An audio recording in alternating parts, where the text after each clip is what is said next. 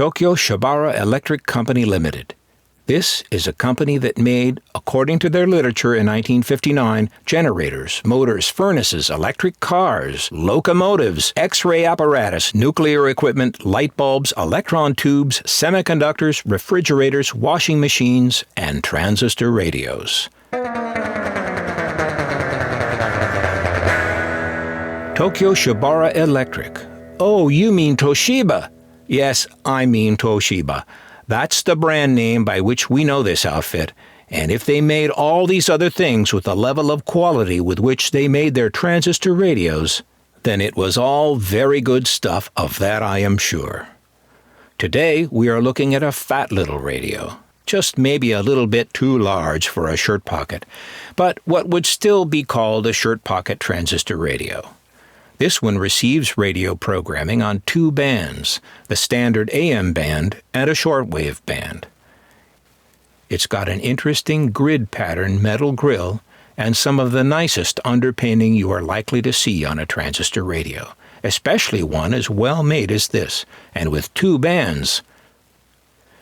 That's the band switch on top, a push-button affair, but it doesn't seem to latch between bands on this example, assuming it is supposed to, and I also assume this little window would display the band that you are on, but I don't see much of anything in there.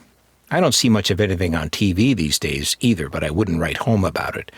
Examining this radio all around, we see that the earphone jack has gone like Splitsville, man.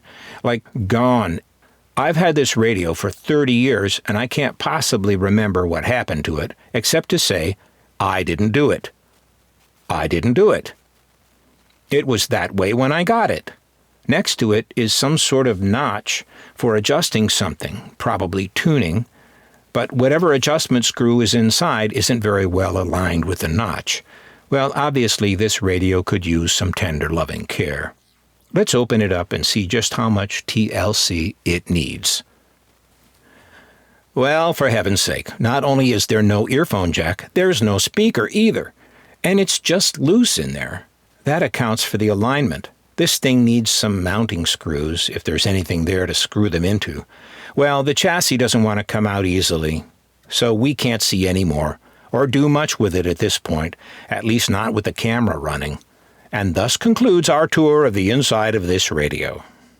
But doesn't it look nice in its leather case? And you know, this brings up a point about transistor radio collecting that I think I'd like to make. They don't have to be perfect. After all, they were made to be carried around, propped up here and there, stuck in the sand at the beach. They're going to get damaged.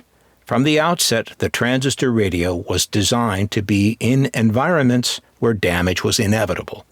So I don't fret too much about hairline cracks and the occasional chip in the plastic. Now, the speaker disappearing from this radio is another story, of course. My guess is that this radio didn't work, and some soldering iron jockey took the speaker for another radio that needed it. So now, this radio really doesn't work. While it doesn't feel quite complete to me, now that I know this, I'm not really sure it makes much difference to me. It's still a great-looking radio with many unique styling features in a high-quality package. The Toshiba 7TP352S two-band shirt pocket portable transistor radio. And hey, what's this? It's the owner's manual for this radio's twin brother, the 7TP352M, where the S at the end of the other radio's model number stands for shortwave. The M on this one stands for marine. This radio plays the AM band and the marine band.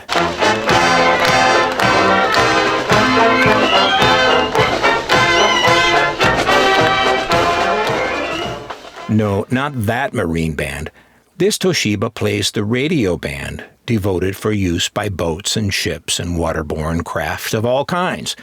Here's an ad for that radio in the 1962 Radio Shack catalog.